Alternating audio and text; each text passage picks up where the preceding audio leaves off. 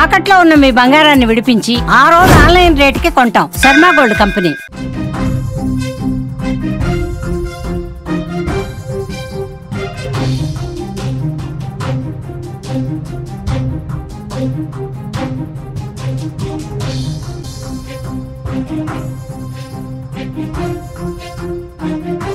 మంజునాథుడు పరిపాలించే ధర్మస్థలంలో ధర్మం ఎలా సమాధి అయ్యింది? మంజునాథుడు ఏలే ఆ ప్రాంతంలో నేత్రావతి నదీ తీరంలో అమాయకులైన మహిళల శవాలు ఎలా పూడ్చబడ్డాయి? మంజునాథుడు త్రినేత్రంతో ఈ నిజాన్ని చూడలేకపోయాడా?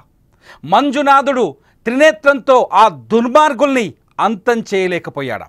ధర్మస్థలలో 100 శవాల కథలోకి వెళితే కన్నీళ్లు కారే అనేక హృదయ విదారకమైన స్టోరీలు తెరపైకి వస్తున్నాయి.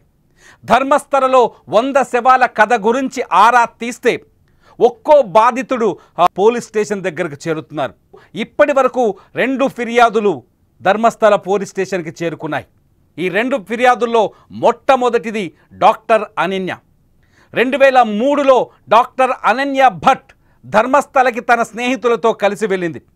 ఆ తర్వాత ఆమె అక్కడ అదృశ్యమైంది. ఆ అదృశ్యం వెనుక ఆమెపై అఘాయిత్యం, ఆ తర్వాత హత్య జరిగి ఉంటుందని ఆమె తల్లి సుజాత భట్ పోలీసులను ఆశ్రయించింది. కానీ పోలీసులు ఆమె ఫిర్యాదును స్వీకరించలేదు, కేసు నమోదు చేయలేదు. ఆ తర్వాత ధర్మస్థలలో అత్యంత పవర్ఫుల్ వ్యక్తులు, రాజకీయంగా ఆర్థికంగా ఆ స్థలంలో చాలా బలవంతమైన శక్తివంతమైన వ్యక్తులను కలిసింది సుజాత భట్. సుజాత భట్ ఒక నార్మల్ పర్సన్ కాదు. సిబిఐలో, కేంద్రంలో ఉండే సిబిఐలో ఆమె ఒక స్టెనోగ్రాఫర్గా పనిచేస్తుంది. సిబిఐ ఆపరేషన్స్ అన్నీ ఆమెకి తెలుసు. అటువంటి శక్తివంతురాలైన సుజాత భట్టే తన కూతురి జాడని ఇప్పటి వరకు తెలుసుకోలేకపోయింది.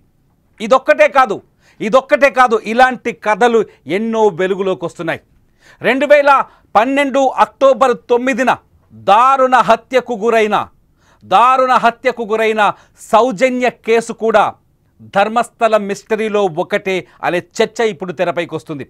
సౌజన్య హత్య కేసుని మన ఆంధ్రప్రదేశ్లో విజయవాడలో జరిగిన ఆయేషా మీరా హత్య కేసుతో పోల్చొచ్చు. సౌజన్య కాలేజీకి వెళ్తుంది. 2012 అక్టోబర్ 9న కాలేజీకి వెళ్తున్న సౌజన్యని అటకాయించిన కొందరు దుండగులు ఆమె పైన అఘాయిత్యం చేసి ఆ తర్వాత హత్య చేసి ఆ మృతదేహాన్ని నేత్రావతి నది ఒడ్డున పడేసి వెళ్ళిపోయారు. సౌజన్య మృతదేహాన్ని ఖననం చేసిన ప్లేస్ను చూడొచ్చు, సౌజన్య ఫోటోల్ని చూడొచ్చు. సౌజన్య కోసం న్యాయం జరగాలంటూ అప్పట్లో పెద్ద ఉద్యమమే జరిగింది. సౌజన్య కోసం అనేక మంది రోడ్డుపైకి వచ్చారు. సౌజన్య కోసం నిలబడ్డారు. సౌజన్య కుటుంబానికి న్యాయం జరగాలని పోరాటాలు చేశారు. అయినా సౌజన్యకి ఇప్పటివరకు న్యాయం జరగలేదు. అమరావతిలో, విజయవాడలో ఏదైతే ఆయేషా మీరా హత్య కేసులో సత్యంబాబుని ఎలా అరెస్టు చేశారో సేమ్ అదే తరహాలో సంతోష్ రావు అనే ఒక వ్యక్తిని అరెస్ట్ చేశారు. ఆ సంతోష్ రావుని దోషిగా తేల్చాడు. మానసిక స్థితి, అతని మెంటల్ కండిషన్ సరిగ్గా లేదని, హత్యలు చేశాడని నిరూపించే ప్రయత్నం చేశారు. అతన్ని తీసుకెళ్లి జైల్లో పడేస్తే 11 సంవత్సరాలు జైలు శిక్ష అనుభవించాడు సౌజన్య కేసులో ఆ సంతోష్ రావు. 11 ఏళ్ల తర్వాత అతను నిర్దోషి అని తేలింది. ఎందుకంటే సౌజన్య హత్య కేసు సిఐడి విచారణ జరిపినప్పుడు సంతోష్ రావు దోషిగా ఉన్నాడు. ఆ కేసు సిబిఐ చేతికి వెళ్ళిన తర్వాత సంతోష్ రావు నిర్దోషి అని బయటపడ్డారు. మరి సౌజన్యని చంపిందెవరు? ఇప్పటి వరకు సౌజన్యని చంపిందెవరో బయటకు రాలేదు. అయితే తాజాగా ఎవరైతే ధర్మస్థలలో పారిశుద్ధ్య కార్మికుడిగా పనిచేసిన వ్యక్తి, అతని పేరు, అతని వివరాలు ఈ పూటకి కూడా రహస్యంగానే ఉన్నాయి. ఆయన ఈ పూటకి కూడా తనను రహస్యంగా, తన కుటుంబాన్ని రహస్యంగా ఉంచితేనే నిజాలని బయటకు చెబుతాను, హంతకులెవరో చెబుతాను అంటున్నారు. ఒకే హంతకులు, ఒకే ప్రాంతానికి చెందిన హంతకులు, ఒకే శక్తివంతమైన హంతకులు, ఒకే కూటమికి చెందిన హంతకులే ఈ 100కు పైగా మహిళల్ని చంపారని చాలా స్పష్టంగా తన ఫిర్యాదులో పోలీసులకు పేర్కొన్నారు. మీరు నా పక్కనున్న ఈ బాక్స్లో చూస్తున్నారు. ఆ ఫిర్యాదుదారుడు పోలీసులకు ఇచ్చిన కంప్లైంట్లో చెప్పిన వివరాలన్నీ. ఆ పాయింట్స్ వైజ్గా మీకు తెలుగులో అందించేందుకే ఈ ప్రత్యేకమైన కథనాన్ని, ధర్మస్థలి రహస్యమని ఈ కథనాన్ని మీకు అందిస్తున్నాం. ఆ ఫిర్యాదుదారుడు కొన్ని కీలకమైన విషయాలు చెప్పాడు. అతను ఖననం చేసిన, అతను పాతిపెట్టిన శవాల కథలు వింటే గుండె రగిలిపోతుంది. ఆ శివుడు ఎలా వదిలేశాడా నిందితుల్ని అని ప్రశ్నించాలనిపిస్తుంది. ఆ మహాశివుడు తన మూడో నేత్రం తెరిచి ఈ 100కు పైగా మహిళలపైన అఘాయిత్యం చేసి, అత్యాచారం చేసి, హత్య చేసిన నిందితుల్ని ఎందుకు భస్మం చేయలేకపోయాడు అని ప్రశ్నించాలనిపిస్తోంది. ఎందుకంటే మంజునాథ క్షేత్రం ఈ భారతదేశంలోనే ప్రతి హిందువు అత్యంత పవిత్రంగా భావించే క్షేత్రం. మంజునాథ ఆలయానికి వెళ్ళడం తమ పూర్వజన్మ సుకృతం అనుకుంటారు. మంజునాథుడిని దర్శించుకోవడం, దక్షిణ కర్ణాటకలో ఉన్న ఈ ధర్మస్థలి క్షేత్రాన్ని దర్శించుకోవడం తమ జన్మ ధన్యమవుతుందంటారు. అటువంటి మంజునాథ క్షేత్ర సమీపంలో ఆ క్షేత్రానికి సంబంధం ఉందనే విషయం కూడా ఈ నిందితుడు చెప్తున్నాడు. ఆ క్షేత్ర సమీపంలో ఇంత దారుణమైన, ఇంత జీర్ణించుకోలి, ఇంత భరించలేని దుర్మార్గం జరిగిందంటే, కుప్పలుగా శవాలను అక్కడ పూడ్చిపెట్టారు అంటే భరించలేకపోతుంది భారత దేశం. నిజంగా ఇది ఉగ్రవాద చర్య కంటే దారుణం. పాకిస్తాన్ భారతదేశం పైన దాడి చేస్తే, పాకిస్తాన్ పెంచి పోషించే ఉగ్రవాదులు ఈ దేశ పౌరులను చంపడానికి బాంబులు పేలిస్తే దాని వెనుక ప్రతీకారమో, పగనో, 2 దేశాల మధ్య రగులుతున్న యుద్ధమో కారణం కావచ్చు. కానీ మన దేశంలో మన పౌరులు, మన మనుషులే మన మహిళల్ని చంపి, అత్యాచారం చేసి, హత్య చేసి పాతి పెట్టించారంటే ఇదేంటి? దీన్ని ఏం చేయాలి? అందుకే అడుగుతున్నాడు Kerala MP, CPI MP, Rajya Sabha సభ్యుడు సంతోష్. ఏదైతే ధర్మస్థలిలో జరిగిన మారణ కాండం ఉందో దానిపైన ఎన్ఐఏ చేత విచారణ జరిపించాలని. ఎన్ఐఏ విచారణ జరిపితే ఇందులో ఉన్న నిజాలు, ఇందులో పాతి పెట్టబడిన నిజాలు బయటికి పొక్కుతాయని, బయటకు వస్తాయని. శవాల రూపంలో నేత్రావతి నది ఒడ్డున పాతిన ఈ నిజాలు కనీసం స్కెలిటన్స్ రూపంలో, అస్థిపంజరాల రూపంలోనైనా బయటకు వస్తాయని చెప్పేసి సంతోష్ డిమాండ్ చేస్తున్నారు. నిజంగా ఈ దారుణంలోకి ఒకసారి వెళ్తే, నిందితుడు జూన్ 3వ తేదీన ధర్మస్థలి పోలీసుల దగ్గరికి వచ్చాడు ఒక పెద్ద రిపోర్టు పట్టుకొని. మీరు చూస్తున్నారు స్క్రీన్లో ఆ రిపోర్ట్ని, అట్లాగే సుధాకర్కి సంబంధించిన డిమాండ్ని.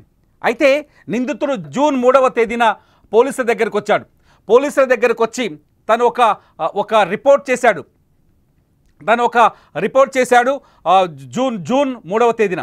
ఆ రిపోర్ట్లో చాలా స్పష్టంగా కొన్ని విషయాలు మాట్లాడాడు. ఏం చెప్పాడంటే, తను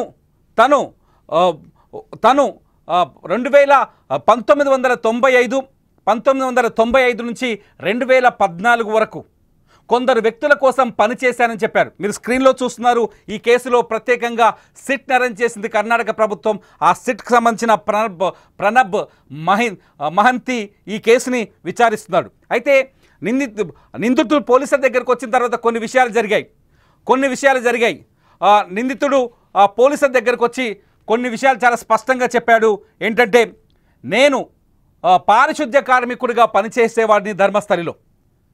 పారిశుద్ధ్య కార్మికుడిగా పనిచేస్తున్న సమయంలో ధర్మస్థలి ఆలయానికి సంబంధించిన కొందరు వ్యక్తుల ప్రభావం కలిగిన వ్యక్తులు, కొందరు శక్తివంతమైన వ్యక్తులు తనని కొన్ని శవాలను పాతిపెట్టమని చెప్పారని, పాతిపెట్టకపోతే తనను కూడా చంపేస్తామని హెచ్చరించారని ఆ నిందితుడు పోలీసులకు ఒక ఫిర్యాదు ఇచ్చాడు. ఆ ఫిర్యాదులో దాదాపు 1995 నుంచి 2014 వరకు దాదాపు 100 శవాలను అక్కడ పాతి పెట్టానని చెప్పాడు. అది కూడా నేత్రావతి నది, ధర్మస్థలి ఆలయానికి సమీపంలో ప్రవహిస్తున్న నేత్రావతి నది ఒడ్డున ఆ ప్రాంతంలో పాతి పెట్టానని చెప్పాడు. ఎందుకు పాతి పెట్టావు అక్కడే అంటే, నదీ పరివాహక ప్రాంతాల్లో శవాల్ని పాతి పెడితే ఆ శవాలు త్వరగా కుళ్ళిపోతాయి, ఎవరికి అంచనాకు దొరకవు అనేది తన ఉద్దేశమని చెప్పాడు. అలా పాతి పెడుతున్న శవాలను, అంటే ఒక్కో శవం తన దగ్గరకు వస్తున్న ప్రతి శవాన్ని నేను రెగ్యులర్గా చూసేవాడిని. అందరూ మహిళలు, మైనర్ బాలికలే అని చెప్పారు.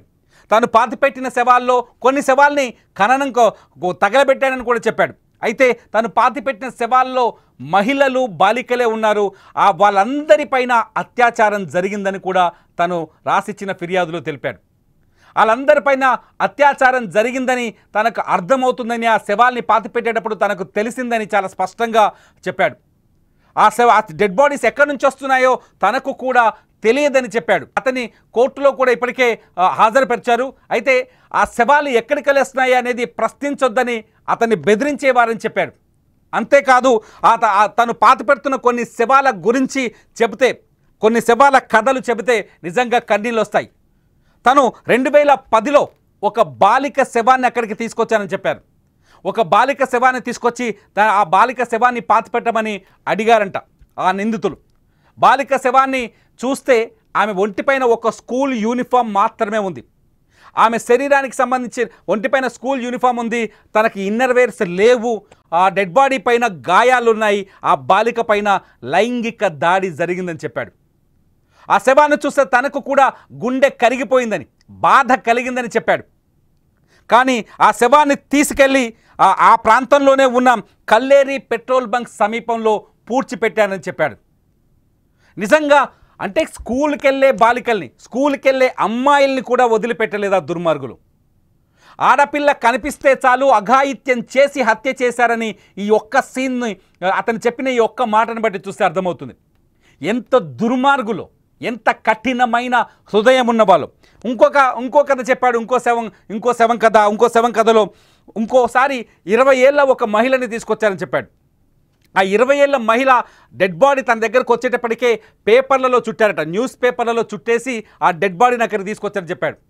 న్యూస్ పేపర్లో చుట్టిన డెడ్ బాడీని ఓపెన్ చేసి చూస్తే ఆ డెడ్ బాడీ పైన పూర్తిగా యాసిడ్ పోసి తగలబెట్టినట్టుగా ఉందని చెప్పాడు. ఆ శవాన్ని కూడా తనను చేతికిచ్చి డీజిల్ డబ్బా తెచ్చి అతని చేతికిచ్చి డీజిల్తో తగలబెట్టమని ఆర్డర్ చేశారని చెప్పాడు. ఇలా ఒక్కో శవం కథనంతా తను పోలీసులకు ఇచ్చిన ఫిర్యాదులో పేర్కొన్నాడు. అయితే ఈ శవాల కథలన్నీ విన్న పోలీసులు ముందు విస్తుపోయారు. ఇందులో వాస్తవాలు ఉన్నాయా, ఇతను ఎవరో కావాలని ఉద్దేశపూర్వకంగా చెప్తున్నాడా అని అతన్ని చాలాసేపు ప్రశ్నిస్తే, ఎందుకు ఇప్పుడు చెబుతున్నావు, 2014 వరకు హత్యలు చేసి ఏం చేశావు నువ్వు అంటే, 2014లో ఈ అత్యాచారాలు జరుగుతున్నాయని తనకు తెలుసు, వచ్చే ప్రతి శవం పైన అఘాయిత్యం జరిగింది, ఆ తర్వాతే హత్య జరిగిందని తెలుసు. సో 2014లో తన కుటుంబంలోనే ఒక మైనర్ బాలిక పైన ఇదే గ్యాంగ్, ఇతనికి డెడ్ బాడీస్ ఇస్తున్న గ్యాంగే అఘాయిత్యం చేసిందని తెలుసుకున్నాడు. అది తెలిసిన మరుక్షణమే ధర్మస్థలని వదిలేసి మరో ప్రాంతానికి పారిపోయి అక్కడే తల దాచుకొని బతికాడు. 2024లో తిరిగి మళ్ళీ ధర్మస్థలికి వచ్చిన ఆ వ్యక్తి కంటి నిండా నిద్రపోలేదన్నాడు. ఒక్కరోజు కూడా తను సుఖంగా నిద్రపోలేదు. ఎందుకంటే తను పాతిపెట్టిన శవాలన్నీ అక్రమం, వాళ్ళకి సరైన పద్ధతిలో అంత్యక్రియలు జరగలేదు, వాళ్ళ ఆత్మ శాంతించదు. 100కు పైన శవాలను పాతాను, ఆ 100కు పైన ఆత్మలు తన దగ్గరకు వస్తే నా జీవితం నాశనమైపోతుంది, ఆ పాపం నన్ను వేధిస్తుంది అని ఒక భావనకు వచ్చి అపరాధ భావాన్ని తొలగించుకోవడం కోసమే ఈ విషయాన్ని వెలుగులోకి తెస్తున్నానని ఆ శవాల కథ పోలీసులకు చెబితే, పోలీసులు ఆ కేసును విచారించిన తర్వాత ఆ శవాల మీద ఇన్వెస్టిగేషన్ చేసి ఆ శవాలని వెలికి తీసిన తర్వాత వాళ్ళకి పద్ధతి ప్రకారం అంత్యక్రియలు జరుగుతాయని, అందుకే ఈ విషయాన్ని చెప్పానని ఆ పారిశుద్ధ్య కార్మికుడు పోలీసులకు చెప్పాడు. ఆ పారిశుద్ధ్య కార్మికుడు పోలీసులకు చెప్పిన ఈ కథతో ఒక్కసారిగా సీన్ రివర్స్ అయిపోయింది. ధర్మస్థల ఏరియాలో సడన్గా పారిశుద్ధ్య కార్మికుడు చెప్పిన వాస్తవాలతో అతను తీసుకెళ్లి కోర్టులో సబ్మిట్ చేశారు. అతను కోర్టుకు వెళ్ళాడు. కోర్టులో అతని బంధువులు కోర్టులో తన గురించి అతని ఐడెంటిటీ ఇంతవరకు ఏది బయట పెట్టొద్దని కోర్టు ఆర్డర్ ఉంది. కోర్టులో అతన్ని చేర్చిన తర్వాత ఈ విషయం వెలుగులోకి వచ్చింది. వెలుగులోకి వచ్చిన తర్వాత వెంటనే కొంతమంది బాధితులు, ధర్మస్థల ఏరియాలో ఉన్న కొంతమంది బాధితులు పోలీసుల ముందుకు వచ్చారు. అందులో భాగంగా ఇంతకుముందు చెప్పిన డాక్టర్ అనన్య తల్లి మళ్ళీ పోలీసులకు ఫిర్యాదు చేసింది. అంతేకాదు అనన్య తర్వాత ఏదైతే సౌజన్య, ఇంతకుముందు చెప్పాను కదా హత్య కేసు, ఈ సౌజన్య కేసు మళ్ళీ వెలుగులోకి వచ్చింది. ఇవన్నీ చూస్తుంటే ఖచ్చితంగా ఒక ప్లాన్డ్గానే ఇక్కడ హత్యలు జరిగినట్టుగా మనకు అర్థమవుతుంది. ధర్మస్థలలో ఈ హత్యలన్నీ చేసింది ఎవరి మూలాన ఈ హత్యలు జరిగాయి, ఇతని చేత ఎవరు ఈ హత్యలు చేయించారు, ఈ విషయాలు ఇప్పటికే అతను పోలీసులకు చెప్పేసి ఉండొచ్చు కదా. ఇటువంటి సందేహాలు చాలామందికి ఉన్నాయి. కానీ అతను తన ప్రాణాలు కాపాడుకునేందుకు పూర్తి రహస్యాలు చెప్పలేకపోయాడు. పోలీస్ స్టేషన్కి వచ్చేటప్పుడు తన వెంట ఒక బ్యాగ్ తెచ్చాడు. ఆ బ్యాగ్లో తను పాతిపెట్టిన ఒక శవానికి సంబంధించిన అస్థిపంజరం ఎముకల్ని తీసుకొచ్చి పోలీసులకు అందించాడు. ఆ అస్థిపంజరం ఎముకలతో పాటు తన ఆధార్ కార్డ్, తన ఐడెంటిటీ వివరాలని పోలీసులకు అందించాడు. వీటన్నింటినీ సీక్రెట్గా ఉంచాలని చెప్పాడు. ఒకవేళ వీటిని హంతకుడు ఎవడో నేను ముందే చెప్పేస్తే నన్ను చంపేస్తారు, ఎందుకంటే హత్యలు చేసిన వ్యక్తులు అంత పవర్ఫుల్ అని చెప్పాడు. అంతేకాదు ధర్మస్థలి ఆలయానికి పాలకలో కొందరు ఆ మేనేజ్మెంట్కి సంబంధించిన కొందరు ఇందులో ఉన్నారు అని చెప్పాడు. వాళ్ళు చాలా ప్రభావవంతులని, శక్తిమంతులని, వాళ్లకు ఖచ్చితంగా తన ప్రాణాలకు ముప్పు ఉందని చెప్పుకొచ్చాడు. దీంతో ఊహించని విధంగా ఆ వ్యక్తి ఇప్పుడు కోర్టు పరిధిలో ఉన్నాడు, పోలీసుల సంరక్షణలో ఉన్నాడు. ఆ వ్యక్తి నోరు తెరిస్తే ఆ శక్తివంతులు, ఆ దుర్మార్గులు, ఆ హంతకుల పేర్లు బయటకు వస్తాయి. ప్రస్తుతానికైతే ధర్మస్థలి ఆలయం ఎంపీ వీరేంద్ర జైన్ చేతుల్లో ఉంది. ఆయనే ధర్మకర్తగా ఉన్నాడు. అట్లాగే ఆ కుటుంబం కొన్ని తరాల తరబడి ఆ ధర్మస్థలి టెంపుల్కి ధర్మకర్తలుగా ఉంటున్నారు. అయితే ఈ వ్యవహారాలన్నింటినీ ఒక స్థానిక బీజేపీ ఎమ్మెల్యే, ఆయన పేరు అరవింద్ బెల్లాడ్, ఈ ఆరోపణలన్నింటినీ ఆయన వ్యతిరేకిస్తున్నాడు. ఇందులో రెండో కోణం ఇది. ఆయన వ్యతిరేకిస్తున్నాడు. ఎట్టి పరిస్థితుల్లోనూ ధర్మస్థలిలో ఇటువంటిది జరగలేదు. ధర్మస్థలి అభివృద్ధిని చూసి కొందరు ఓర్చుకోలేక ఈ కుట్ర చేస్తున్నారు. ధర్మస్థలి పరువు తీసేందుకు, లేకపోతే ప్రాశస్త్యం తగ్గించేందుకు చేస్తున్న ప్రచారమని ఆయన ఎమ్మెల్యే అరవింద్ బెల్లాడ్ ఆరోపిస్తున్నారు. అరవింద్ బెల్లాడ్ చెబుతున్న దాన్ని బట్టి చూస్తే ధర్మస్థలిలో ఎటువంటి హత్యలు జరగలేదు, 100 శవాలు అసలు లేనేలేవు, ఇదంతా ఉత్త కట్టు కదా అని చెప్తున్నారు. ఏది ఏమైనా ఇది నిజమా అబద్ధమా అని తేల్చే శక్తి ఒక్కడి దగ్గరే ఉంది. ఆ ఒక్కడు పోలీసులకు ఒక మహిళ అస్థిపంజరంతో వచ్చి పోలీసులకు ఫిర్యాదు చేసిన పారిశుద్ధ్య కార్మికుడు. ఆ పారిశుద్ధ్య కార్మికుడు సాక్ష్యాలను అతను ఒక మాట చెప్తున్నాడు, ఇప్పటికీ కూడా ఒక మాట చెప్తున్నాడు. పోలీసులు తనకు సరైన భద్రత కల్పిస్తే తను పాతిపెట్టిన ప్రతి శవాన్ని వెలికి తీస్తానని చెప్తున్నాడు. ఎక్కడెక్కడ పాతానో తనకు ఒక అవగాహన ఉందని చెప్తున్నాడు. ఇదంతా ఉత్తి అబద్ధమని అక్కడ బీజేపీ ఎమ్మెల్యే ఆరోపిస్తున్నారు.